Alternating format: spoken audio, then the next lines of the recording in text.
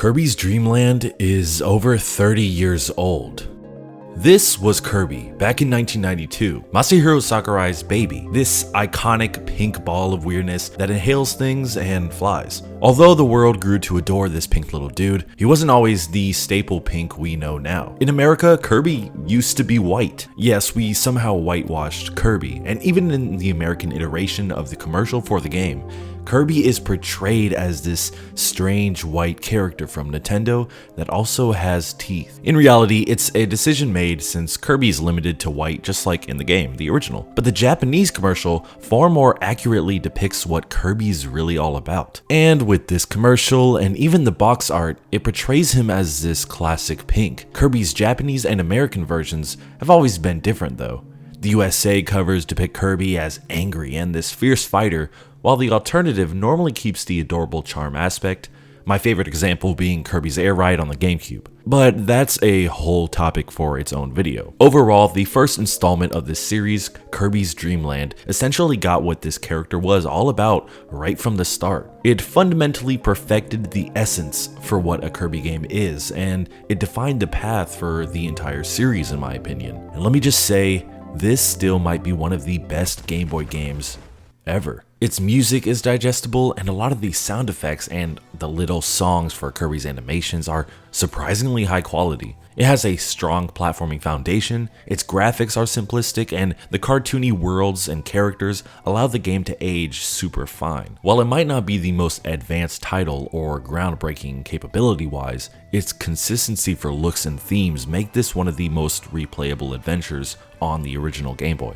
Kirby's Dream Land wasn't the first Kirby game I've experimented with, or even the first time I've gotten to know Kirby. Watching several episodes of Kirby Right Back At Ya, and of course in Super Smash Bros, both the original and Melee. But Dream Land was the first experience I've had from start to finish for a Kirby game. And surprisingly late too. It had to be around 2011 or 2012. I remember sitting next to my dad in the lobby of a hospital passing the time while my brother had a semi-serious doctor visit. I decided to bring my Game Boy that day, and the only game I had on me was Kirby's Dream Land. Keep in mind, I did play DS games way before this, and I got my 3DS in 2013 for the year Luigi, so I wasn't in a gaming pit of despair where I was several generations behind necessarily in the gaming landscape. I just genuinely liked Nintendo so much that older games piqued my interest just as much as new games. And the first year of my 3DS, I still regularly played through Pokemon Yellow multiple times. But in the hospital lobby, I adventured through the entirety of this Kirby Dream Land game, around a 50-minute experience. And it was one of the cutest games I've played at that point, which really stuck with me even 10 years later. Although technically this game came out around 30 years ago, I beat it 10 years ago, so I guess this is my decade-long Kirby's Dream Land review. To think this game launched at a rough price point of $20 back in the day, it's funny to realize that you're essentially paying $1 for every 2 to 3 minutes of actual gameplay. Like I mentioned earlier,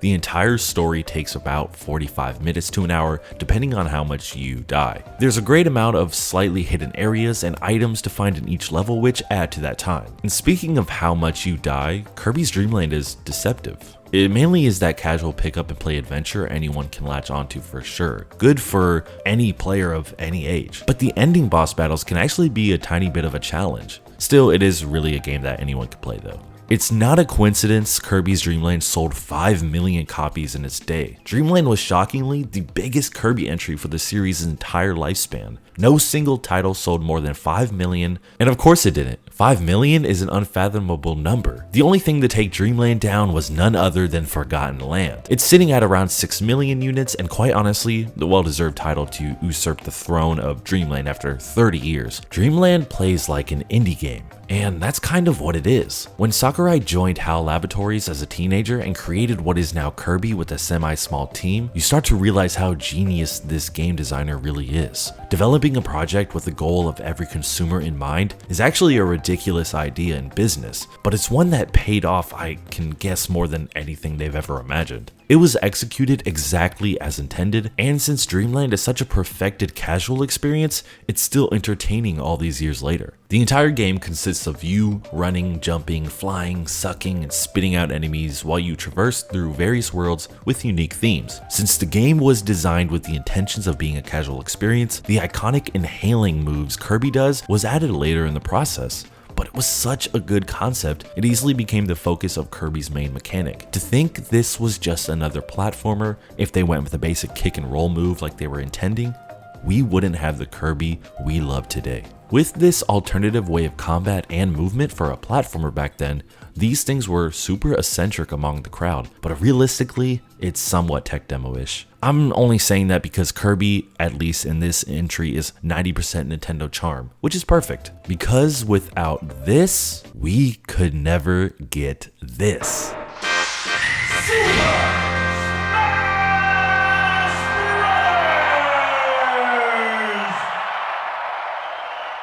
I didn't want to be that guy that brought Smash Bros into every conversation, but it really holds true here. By technical standards, Dreamland is not the most stressful thing Sakurai and the team has done. At least I wouldn't think so. But it shows this immense capability Sakurai actually had when it came to design, controls, and overall audience-forward game development. He is truly all about the gamers. Even his YouTube channel proves this. Videos of him just talking about what he's learned from his craft and the audience's engagement. The levels in Kirby's Dream Land are so well polished and aesthetic forward that it really made this fantasy dreamlike world feel amazing right from the start. Green Greens is our classic intro level and one of the most iconic areas in Kirby 2, beautifully repurposed into other games like the stage and Melee. Castle Lololo gives a little bit of a spooky castle atmosphere with ghosts, bats, and many more fitting little enemies, but all still helplessly adorable and some of my favorite music from the game. Float Islands is almost a Super Mario Bros. 3 level if that comparison gives you anything, and Bubbly Clouds is by far the best level of the game. Being the fourth and final main level of the game before the final bosses, it fits into this charming category the other levels couldn't achieve. The blissfully soft clouds, the Greek-like pillars and random structures, plus the slight difficulty increase compared to the previous levels with an actually decent boss fight. Bubbly Clouds just hits my brain in the right crevices. Playing through this game makes me feel like those cheesy Nintendo commercials where family and friends come together and have fun. It turns me into a dumb idiot in the best way possible. King Dedede is the final boss of this game, and holy shit, they perfected his character first try. He's strong, he's bold, and slightly intimidating, but overall he's still cute and goofy, especially with his moveset of just running at you and body slamming into the ground, or his iconic super jump, ground pound, alongside his inhaling move similar to Kirby's, and the giant wooden mallet. They really nailed it with Dedede right from the jump, and I can respect that. With the bosses of each of the 4 main levels, while all having different themes, they all match and fit perfectly together in this strange dreamlike world. I don't challenge the idea of innocence of Wispy Woods and why we're fighting this supposed king of the forest. I don't have a second thought when this weirdly demonic cloud with one giant eye tries to murder me for just stepping into this world, but why is his name Krako? I never understood that. They're all such goofy characters with a strong coat of charm filtered over them, turning the world around Kirby into this whimsical vibe. Everything mechanically is naturally simple in this game, even with it being unique for platformers at the time. But gameplay aside, I really just want to thank Kirby, almost like this love letter to Kirby's Dream Land. This dumb little Game Boy game, although it being short, actually holds this tiny place in my heart. It's something I can't exactly comprehend, but I guess I'll attempt to explain it. Like I mentioned earlier, I played through Dreamland in the lobby of a hospital, waiting for my brother while the nurses did hospital things, and to give some context without giving too much personal information about him, hospital visits like these were kind of common occurrence for our family. And as many times as my brother went into the hospital, he always made it out. He was strong enough to get out, which I truly feel like is imprinted on me. That stubborn feeling of getting through it even though it can be hell, and although I will never fully understand what he's going through, I would like to think he knows I tried to be there with what he's going through the whole time. But back to my original point, is that as often as these occurred, I was consistently worried and somewhat stressed when every situation arose, and naturally, right? He's my brother, the reason I got into Nintendo in the first place. But I was a naturally stressed kid. I had consistent anxiety all throughout my childhood and teen years, since I could remember, really, and it's only something I realized I had as I got older. I remember hearing people first recollect their feelings of anxiety as 18, 22, or whatever age they were. I always felt like I was just born with that looming anxiety for almost any situation. So while I was sitting in that retro ass wooden chair in that lobby of the hospital right next to my dad, I remember turning on my Game Boy, jumping around in the level green greens, and just feeling slightly peaceful. As a kid, playing games with my brother were some of the happier moments in my life. So experiencing Subspace Emissary and Super Smash Bros. Brawl with him, racing each other in the same levels over and over in Mario Kart Double Dash, or having some of the most intense battles in Soul Calibur 2, obviously as Link, come on now. But playing Dreamland in a situation where I would be having the most anxiety usually, it somehow lowered the volume of all my negative feelings and almost turned them a bit positive, as if Kirby was like telling me that once I beat the game, my brother will come out those automatic glass doors and then come home with us.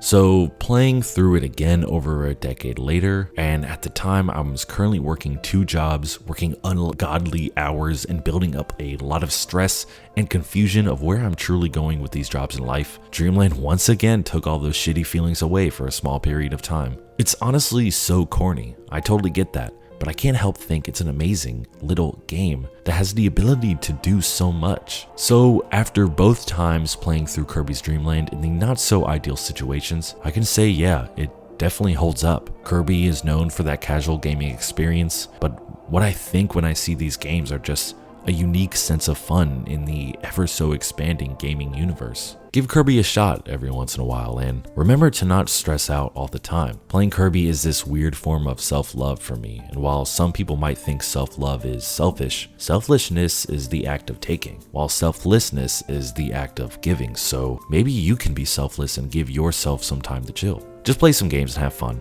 I hope you enjoyed this little video. In between the bigger uploads, I'm trying something new out, trying to get a review and a challenge and maybe a bigger compilation video, every other kind of thing. We'll see if that works out. Thank you for so much feedback on the recent videos. This is just a little message at the end. I guess I don't normally do these, but I made this and I wrote this whole script last year when I just hit 500 subscribers. So this is my 500 subscriber special. And now we're at 860 something, 850. Thank you for coming out and supporting me so much on these videos. I feel like I never get to sit down and talk personally with you guys, even though I always tend to get a little personal in my reviews. But genuinely, thank you again, and I hope life is treating you well. But more importantly, I hope that you're treating yourself even better. Because remember, you can control that, even when life gets uncontrollable. And as far as the future goes, I plan on uploading a little bit more. Thank you for taking the time out of your day to watch this. I'm excited to review more games and do more challenges, so I hope you grow to love my stuff. Thank you again. My name is Rox. Peace and love. I'll see ya.